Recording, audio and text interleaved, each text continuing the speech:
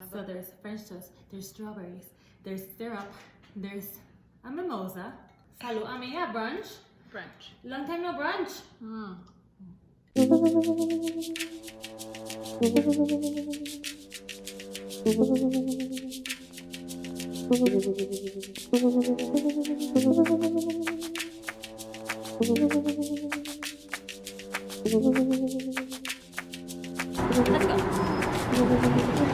Let's go.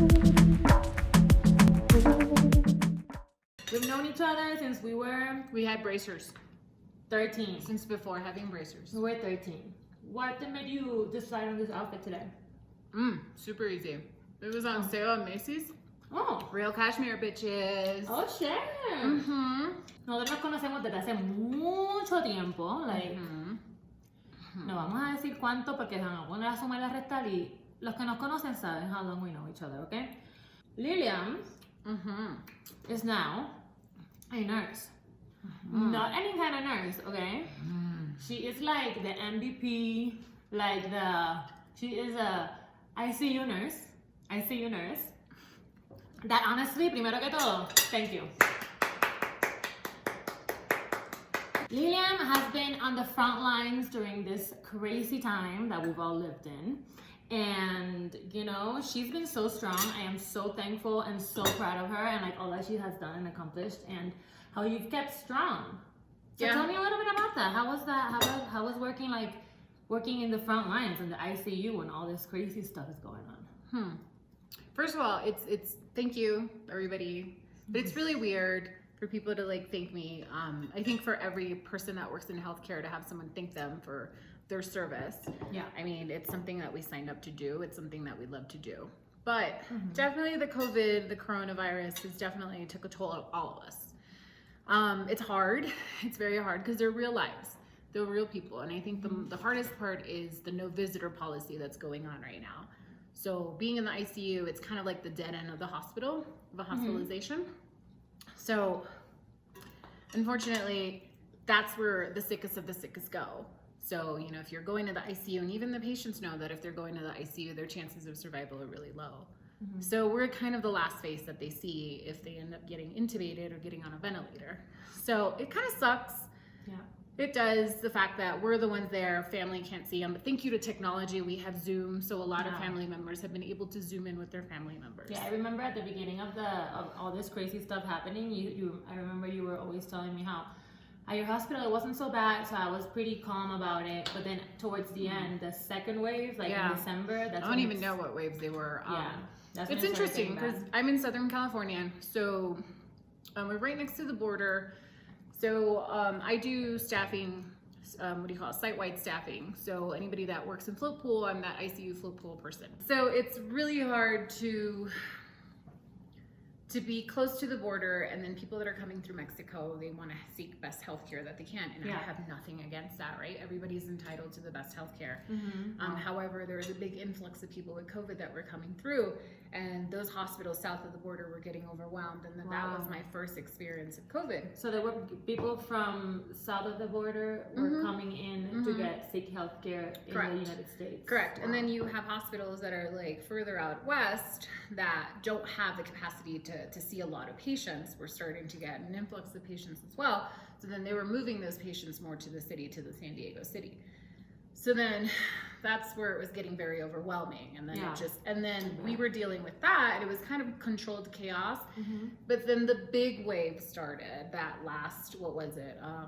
Christmas, for like the Christmas, the whole like holiday season, Thanksgiving, all that. And we started seeing an influx in downtown San Diego, as well as all throughout North County. And it was just like overwhelming for all of us in the hospitals, to the point where we shut down again. And, you know, it's hard for people, and I understand it's hard for civilians that are in the hospital to understand what was going on, but it's like no patient was coming out. No one was leaving. So how do you feel when people say that this is not such a big deal, not to make such a big deal out of it, that it's just like the flu, like I don't believe in masks, like what do you have to say about that? I've grown in my answer. I used to start off very upset, you know, kind of roll my eyes and almost feel like I want to attack the person. Now it's like an internal monologue. Now I internally attack them. I don't actually physically touch them. So, and I just take a deep breath, and I have to put myself in the shoes of that other person. Yeah. Because that other person probably doesn't work in healthcare, probably was lucky enough to not have any family member, or if they did have a family member that got sick, they breezed right through it. And like, honestly, I cannot imagine how strong mentally you have to be to stay sane. Yeah. Yeah. And especially where you are in the battle against COVID. Yeah. And I wonder, is there any type of spiritual thing you do, or like how do you cope? How do you stay centered? How do you stay grounded? How do you stay sane with the type in the line of job that you are and what you've had to deal with?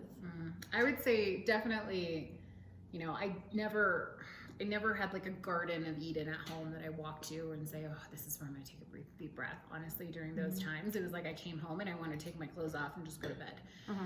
I would say my coworkers, knowing that you would go to work and every single person, staff member that was there, we were all going through it. We were all scared together. We all talked about it together. And then knowing that I had the support of my husband at home, and then my lovely puppies, to come home to. Lilliam is a dog mom as well. A lot of you out there are dog obsessed, I know. And Lilliam, I'm dog obsessed. Has 3 dogs.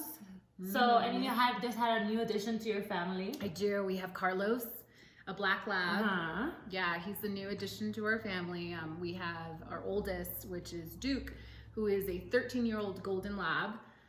He's old. Adorable. Very old. He's old. He's deaf. He's slow, but he has the spirit of a child. And then we have Princess Chow. Ay, Chow, la más linda. Esa es mi favorita. Chow Chow. Princess Chow. What do you do to quiet your brain down? I do 2 things. One, this might be weird, but when I take a shower, I sit down. I don't know, how many people of you sit down in the shower? I do that when I'm super hungover. Well, I do it sober. I sit down on the floor of the shower, and I just let the water hit me, and it's, my husband knows that when I shower, there's no interruption time, and that's my spot. I don't even play music. It's just me and my thoughts. But that's my spot, I also like the shower in general, or the bathroom in general, because it's like alone time. Yeah. Like I'm one of those people that I will stay in the bathroom doing everything in the bathroom by myself, so I can just be with myself. It's crazy. It's weird. It's weird that the bathroom is like, I know, is like your safe house. Another thing that I think is hilarious with Lilliam, 2 things that we bond on, okay? We bond on reality TV and Hallmark movies, okay? Don't you talk bad about my Hallmark. Don't talk about our Hallmark movies, okay? Okay? That the plot line is predictable. Who asked you? So is every other movie in this world. No, and honestly, part of the fun is to kind of talk bad about it. Like, as you're watching it, you're like, that would never happen. Like, of course they fell in love. Of course they ran into each other at the plaza where they were playing with the snow. Or I'll be like, of course he's a what is he, a farmer? Of course he's a farmer. Of course she's a waitress. And also, Lilliam has got me into 90 Day Fiance. But honestly, I watch with her, and again, it's one of those shows that you watch to talk at the TV. So you can be like judging everyone that's on it and be like, what are you doing? Yeah, I find myself my husband hates it. He hates it. I think there was one season where he really had to watch through it, but then at the end he's like, I'm never doing this again. But I like it because I like to it reminds me, your life isn't that bad after all. You're doing pretty well. I feel like reality TV, there's something about it that you don't have to think too much. Like I'm a Real Housewives person, that's what I watch. Hey, I watch it too. And it's just like that thing that you can just keep in the background and you don't have to think about it too much. And then all of a sudden you look and then someone's fighting with someone and you're like, that's only when you start looking. I wonder what they did. And then you gotta go back, rewind. And then you gotta watch it to the beginning because you're like, oh no, because she said he should, she said. And you know which one I don't watch? I don't know if you watch this one, The Bachelorette. Or The Bachelor. I can't. I don't like the idea, the concept of like, I mean, maybe if I were the Bachelorette, maybe I'd be. That's what I say. I'm like, I could be the Bachelorette. Maybe I'd be biased towards them. Maybe my opinion would change. But right now, I'm like, I don't know how I feel about one guy dating 30 women and choosing over a them. dude. And then the girls are like, oh, he's so hard. You're gonna be fighting over nobody. I'm like, bitch, Nope. please. I cannot handle the thought of fighting over a dude. Like, no. No. But No. I would love to be the bachelorette, if you're listening. I'll be the bachelorette, okay? Yeah. I'll I'll choose. choose. I'll vote. I'll be like, yeah, girl, get him. I'll choose. Get him. Ooh, have you ever watched Married, ¿cómo se llama? Married at First Sight. No. Oh, Have you yes. ever watched Married at First Sight? Of course. I love that show. That was the best quarantine show. Lo único que para mí, physical attraction is very important. It was. It was. It is. It definitely is. It's definitely something that kind of like gets you going in the first. There has to be something that gets you like butterflies. And I'm always like, I always feel like if you, personality will always make you more attractive to me, you know, no matter what. So let me see if you're like at least a little bit attractive to me at first, and then see if your personality goes with it. I don't know. It's like that one, the blind one, the one that they didn't Love see is Blind. Love is Blind. That one, I started watching that thinking, oh, whatever. Love is something, Blind. That was there's a something hard chill one. to watch. I started watching it, just as something random, just something chill to watch, and then I binge watched that. So good. I couldn't stop. It's so I good. got everyone into it. It was that moment reveal, like after they came out of the pods. It was a great concept because they were inside the pods. Both of them were on each side, and then they spoke to this like mystical glass mirror. Yeah. And it was great. I loved it. I loved it. I want another season. They say season 2 apparently is in the way. So I bet like they probably had to quarantine and like before quarantine stuff. I'm watching. I just like the dynamics. I love the like dynamic of relationships. I don't know if I would do it, but I love to watch it. And to see like what makes people tick, like what they show at the beginning versus what they show in the middle, like, you know, because when you first meet somebody, you're not showing everything right away. no, you never can. No. I mean, you have to keep. I mean, I feel some like there's people some do. things that you should, right? Some people explode everything in the There's some beginning. things that should be revealed at the beginning. I get so angry when they reveal some real important piece of information like halfway. I just feel like that's part of production then, because that's what's the frustrating part, and that's what's the predictable part of it, right? So like, it'd be nice if they revealed that in the beginning to like keep on the story, but then they have to make it suspenseful. Bueno, no sé. And then they go into commercials. No sé, pero hay veces que el tipo, like the dude tells some information that I'm like, dude, now you say this? Or like, I'm not really divorced, I'm separated. Oh, well, shit. You said that first. Or I have 3 kids. Ok, Liliana, ¿estás lista? Vamos para lo que venimos. What's Vamos up? para allá. Vamos a hacer las preguntas rapiditas. Chat questions.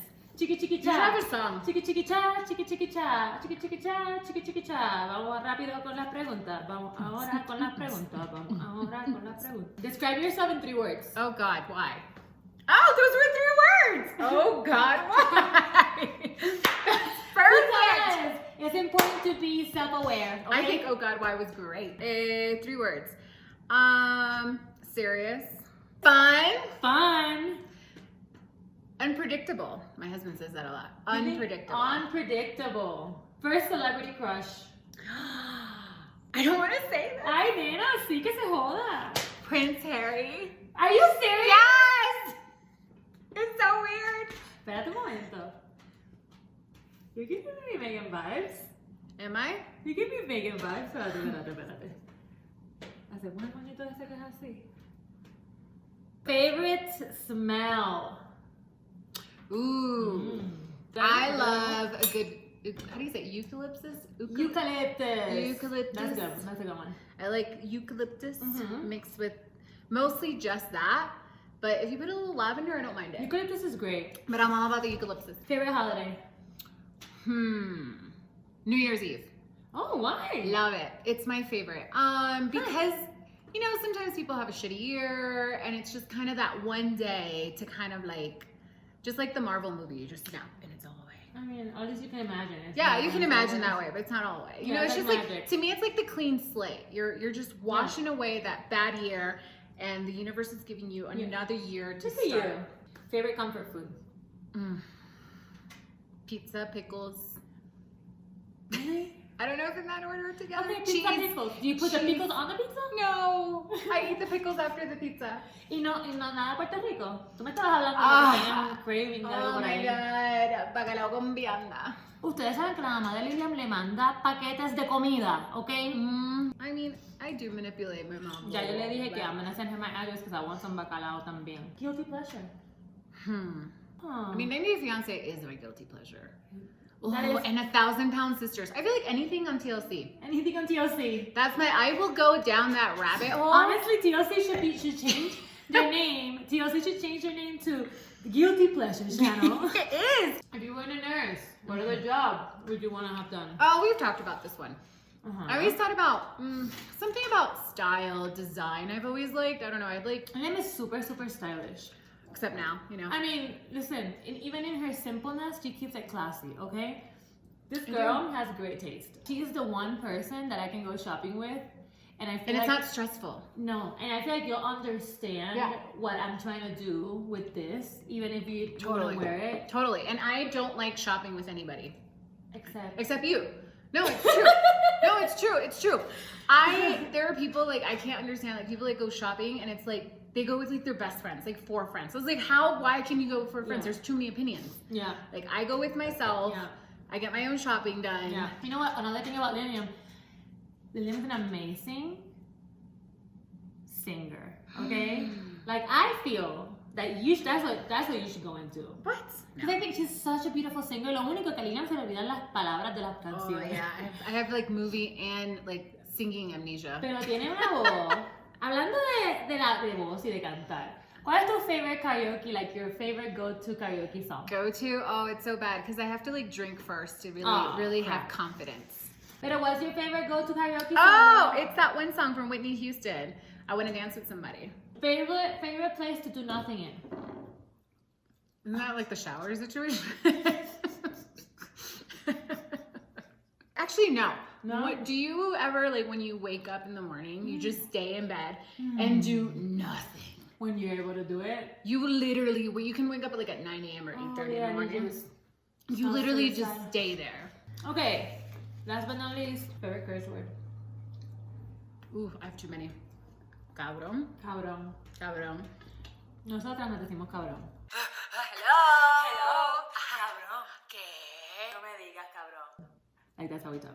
A thing about me that people won't know, but you know. I feel like you let everybody know who you are. You project your personality exactly the same that you project it to every single person, as you have to me since we've known each other. Minga, thank you for coming for brunch. I appreciate you. You're welcome, Minga. See you next episode of Bruja Brunchera.